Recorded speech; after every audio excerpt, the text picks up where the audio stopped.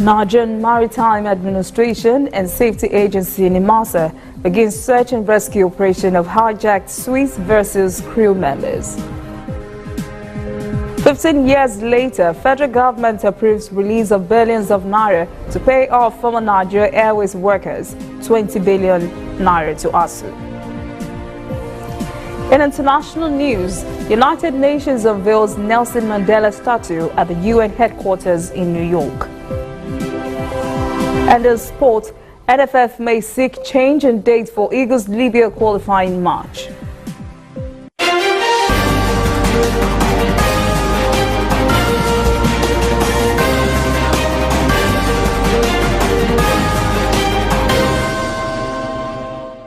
This is ANN News. I am Olajumoke Olatunji. The Nigerian Maritime Academy has kicked off a search and rescue operation to find the abducted 12 crew members of a Swiss vessel that was hijacked off Bonny Island in Rivers State over the weekend. The ship was carrying wheat to Port Harcourt when it was attacked by pirates. The intruders were said to have struck 45 nautical miles from Bonny Island in the Niger Delta and had destroyed much of the vessel's communications equipment. NIMASA disclosed that 7 of those abducted were from the Philippines and 1 from each of 5 other countries. Director General of the agency, Dakuku Peterside, stated that NIMASA was working closely with the Forward Operation Base and the Falcon Eye of the Nigerian Navy, along with other relevant security agencies to ensure they find and free the crew members. 15 years after the Nigerian Airways was liquidated, President Muhammadu Buhari has approved the immediate release of 22.5 billion naira to settle outstanding retirement benefits for former employees of the defunct Nigeria Airways, the nation's flag carrier. Supervising Minister of Finance Zainab Ahmed briefed journalists on the recent developments. Representatives of Ex-Airways Pension Union and the Academic Staff Union of Universities ASU were present at the briefing in Abuja. The president also approved 20 billion naira for the Academic Staff Union of Universities, ASU, for funding of public universities. The minister said 78 billion naira was initially requested to liquidate the pensions benefits. The ex-workers of Nigerian Airways Limited in liquidation were not paid their retirement benefits for the past 15 years, despite the liquidation process. I am happy to inform you that Mr. President has graciously approved the sum of 22.68 billion and 20 billion for the aviation and education sectors, respectively. The airline was founded in 1958 after the dissolution of West African Airways Corporation. It operated as WAAC Nigeria until 1971, when it was renamed Nigeria Airways. It ceased operations in 2003. The People's Democratic Party is expectedly unhappy with INEC's pronouncements that Saturday's Osun State governorship election was inconclusive. So the party says it will sue the Independent National Electoral Commission. PDP National Publicity Secretary Kola Ologbojiyàn says election results had been announced in all polling units, thus bringing the exercise to its lawful conclusion. The party also accused the All Progressives Congress APC and INEC of, quote, attempting to divert the narrative by making outlandish allegations against the PDP and lobbying civil society organizations and electoral observers to validate their illegality, end quote. PDP points to Section 69 of the electoral law in an attempt to validate its stance. The party also claims that its candidate, Isiaka Adeleke, won the election. Meanwhile, fresh crisis is threatening the People's Democratic Party's preparation for next year's election. The party's leadership is yet to decide on a venue for its national convention. A heated argument ensued among some members of the Board of Trustees when Port Harcourt was suggested as a convention venue. Port Harcourt is still on the books to host the PDP National Convention scheduled for the first week in October. The Federal High Court in Abuja has nullified the election of the National Organizing Secretary of the All Progressives Congress, Ima Ibediro, and ordered the party to conduct a fresh poll for the office within 30 days. Justice Nnamdi Dingba gave the order in his judgment on a suit filed by Osita Izunazo, a candidate for the party's organizing secretary in the last national convention. Justice Dingba agreed with the plaintiff and ruled that the exhibits provided in court proved that the election was marred by violence. irregularities and non-compliance with the provisions of the Electoral Act and the party's guidelines. The federal government says from next year, it would commence the revocation of licenses of oil companies that fail to stop flaring gas in their operations in the country. The Minister of State for Petroleum Resources, Ibe Kachukwu, says the federal government had been locked in a battle with upstream oil companies over the issue, explaining that the federal government was keen on ending flaring. But oil companies don't want the practice ended. Kachukwu was at the 2018 Buyers Forum Stakeholders Engagement organized by the Gas Aggregation Company of Nigeria. The minister said the bottom line of the disagreements the oil firms had with the government on ending gas flaring was cash call and money, which he says are destructive to the populace. Organized Labour says it will commence a nationwide strike on Thursday to force the federal government to announce its new national minimum wage figure. This was the outcome of an emergency meeting among the leaders of Nigeria Labour Congress, NLC, Trade Union Congress of Nigeria, TUC, and United Labour Congress of Nigeria, ULC. They say a nationwide strike appeared now inevitable. The Organized Labour has harmonized separate demands to 65,000 naira. That the federal government of Nigeria, through the Federal Ministry of Labour, has instead chosen to trivialize a life and death matter concerning Nigerian workers and masses, and unfortunately close to tread the path of name calling. We shall, in conjunction with other labour centers, working with civil society organizations across Nigeria, embark on a nationwide action if nothing is done to meet our demands on the expiration of this collective ultimatum in the next few days. The National Association of Nigerian Traders stormed the economic community of West African State Secretariat in Abuja to protest against Ghana's alleged closure of shops belonging to Nigerians. President of the association, Ken Ukwaha, said they were protesting against alleged victimization of Nigerian businessmen in Ghana. Ukwaha said a law was recently passed by the Ghanaian parliament seeking to make the business environment hostile to foreign investors. Ukwaha said since Ghana was a signatory to the ECOWAS protocol on free movement of goods and services, there was a need for the commission to weigh in. Ukwaha added that the association was giving the commission a one-week ultimatum to intervene in the matter, adding that if nothing was done, it will deploy all its members to occupy the premises of the ECOWAS Secretariat. International oil benchmark Brent crude rose above the $80 per barrel mark on Monday, trading around $81, its highest level in nearly 4 years. The upturn in oil prices came on the back of a tightening market and after Saudi Arabia and Russia ruled out an immediate increase in production despite calls by the United States President Donald Trump for action to raise global supply. OPEC and non-OPEC countries, including top producer Russia, gathered in Algiers on Sunday for a meeting that ended with no formal recommendation for any additional supply boost to counter failing supply from Iran. OPEC leaders Saudi Arabia and its biggest oil producer ally outside the group, Russia, effectively rebuffed Trump's demand for moves to cool the market. The Nigeria Communications Commission says it does not have a plan to regulate the use of social media across the country. Director of Public Affairs, Tony Ojobo, said the regulatory agency is also not working with the National Assembly to enact a law on the use of social media. Ojobo said what the agency advocated was self-regulation that enabled social media users to consider the impact of what they do on the media. Ojobo says the agency recognizes that the social media play a key role in the democratic process and have contributed to shaping narratives that engender positive debates and interactions. Coming up, news around Africa. And later, United Nations unveils Nelson Mandela statue in New York.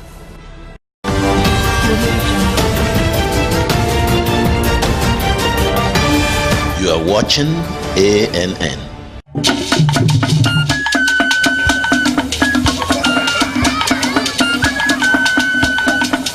Are you sure you want to do this?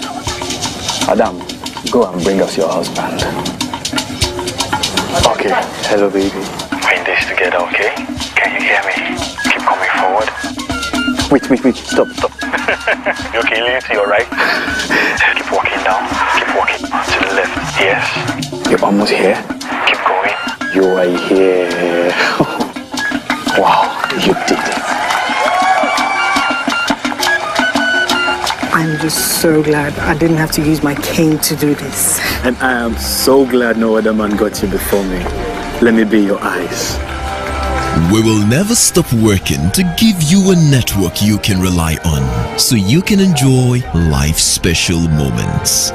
MTN, everywhere you go.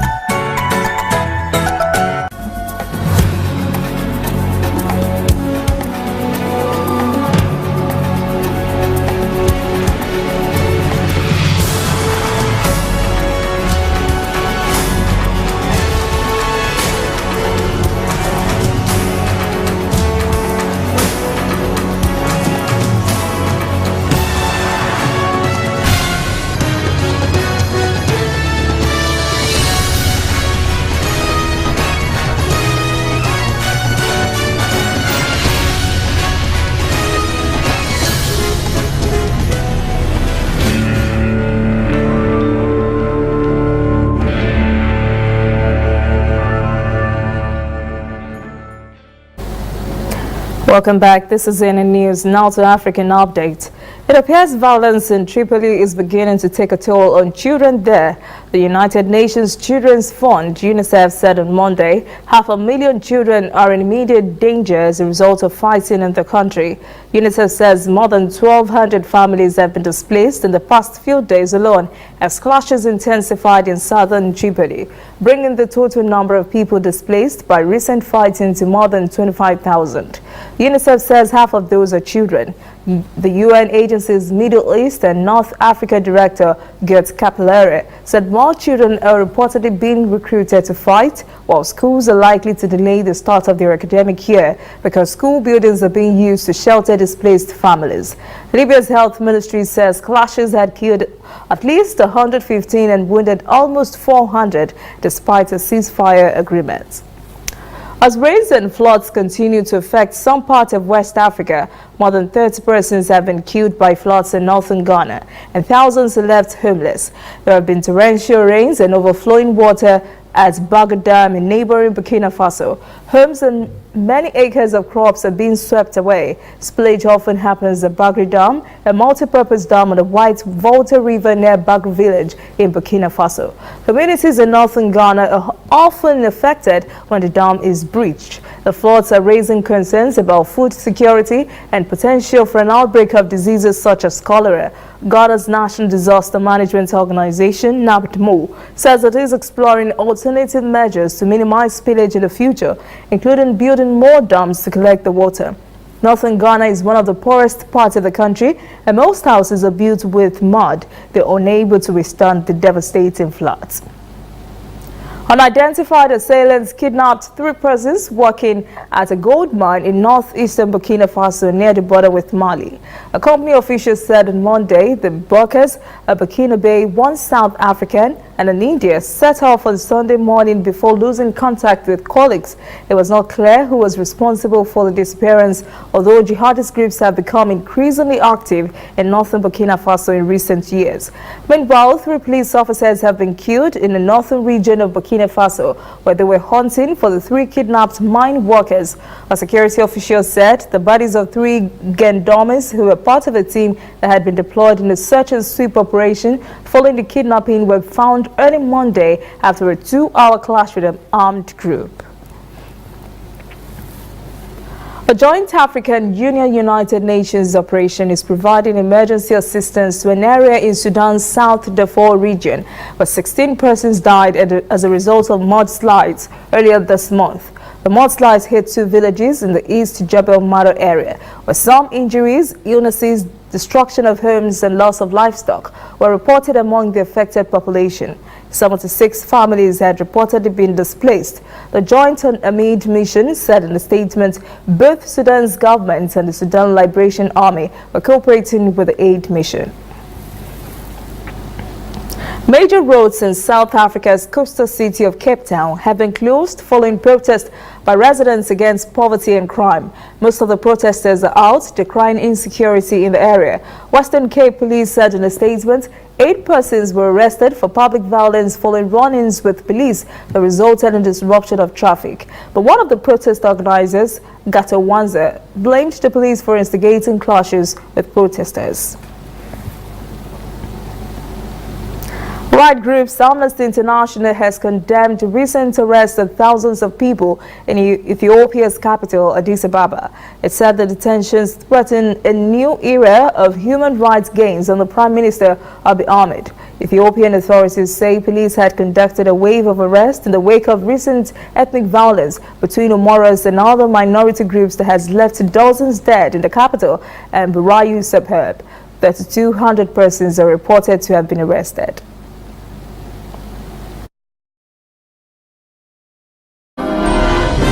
When we return, UN unveils Nelson Mandela statue at the UN Mandela Peace Summit.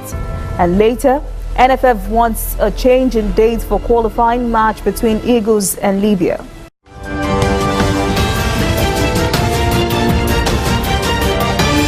You are watching ANN.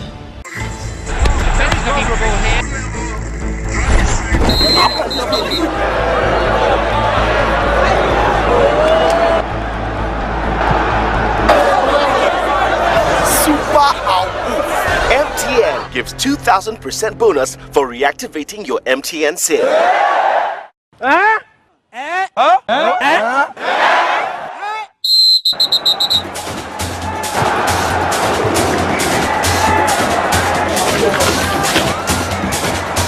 That's right. If you haven't used your MTN SIM for 45 days or more, recharge now and get 2,000% bonus. That's right, 2,000% bonus for your first recharge of every month.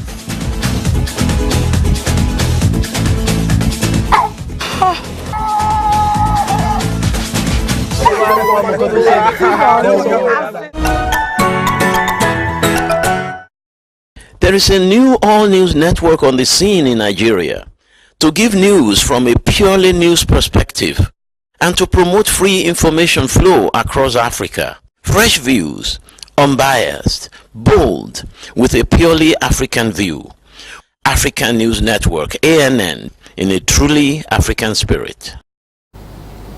Welcome back. This is ANN News and international stories. The UN General Assembly has adopted a political declaration at the Mandela Peace Summit to commemorate the centenary of the birth of the late South African president.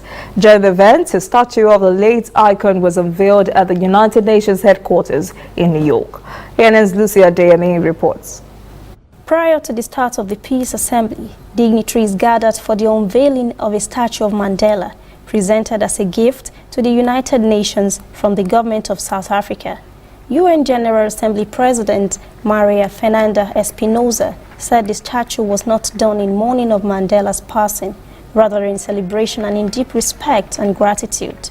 She said the statue would stand as a testament to Mandela and by extension to the values for which he so fiercely defended and fought: racial equality, non-discrimination, and the incredible value and dignity of human life. Then it was off to the Peace Summit, during which UN Chief Antonio Guterres gave glowing tributes to Mandela.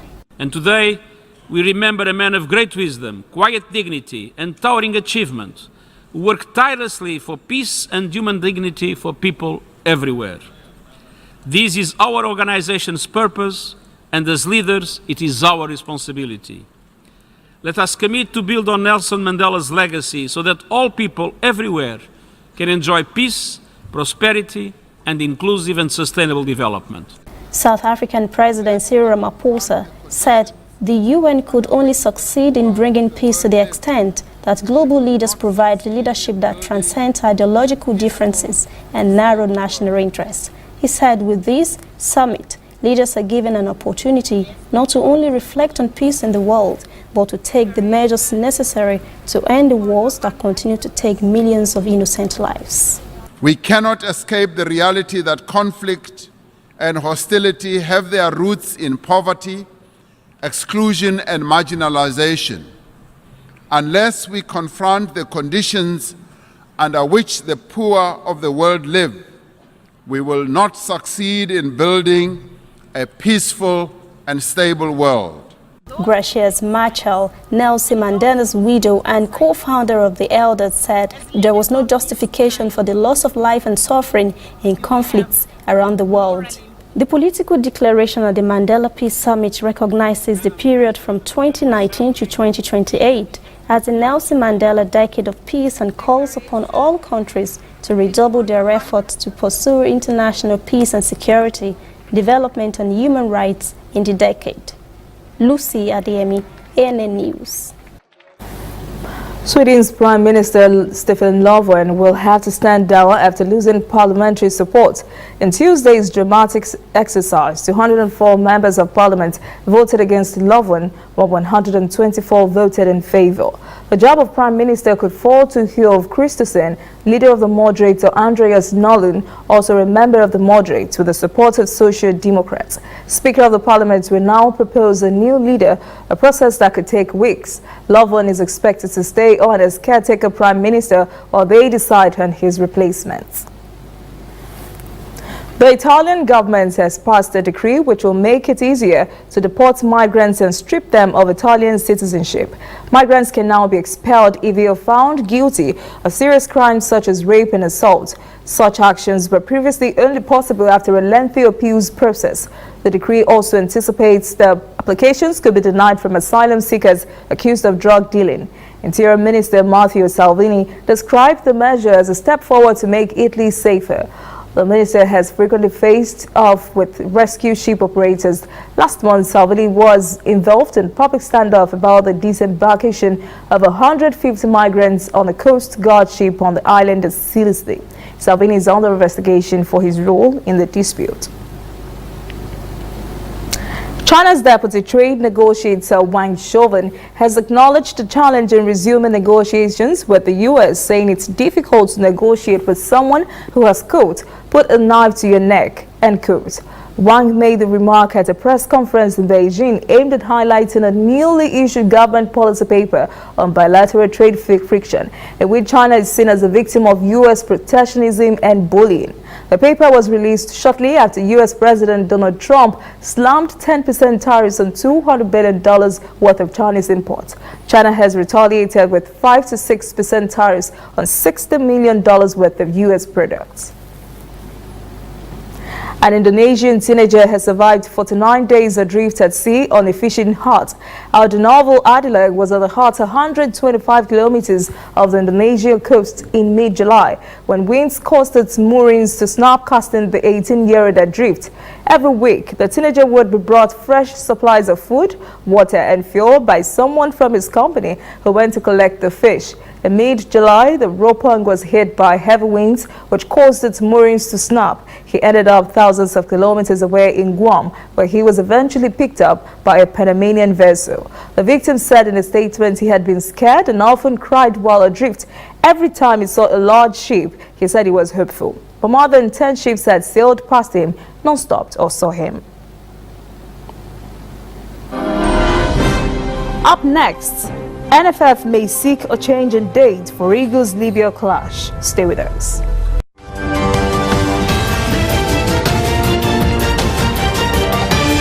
You are watching ANN.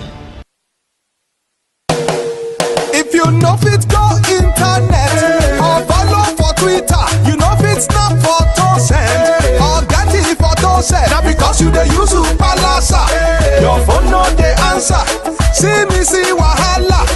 My brother, go get smartphone, yeah. Drop that Palasa phone. Phone wey no go for your hand, yeah. Drop that Palasa phone. Phone wey no fit take selfie. Drop that Palasa phone. No be correct phone, yeah. Drop that Palasa phone. Upgrade to a smartphone today and get double data for 6 months on any MTN data bundle you buy. Simply purchase a smartphone from any store anywhere in Nigeria or bring your current smartphone from any network. Insert your MTN SIM card to start enjoying your double data bonus. Offer is open to all new and existing MTN subscribers. Join the largest smartphone movement today. Make it not for your hand.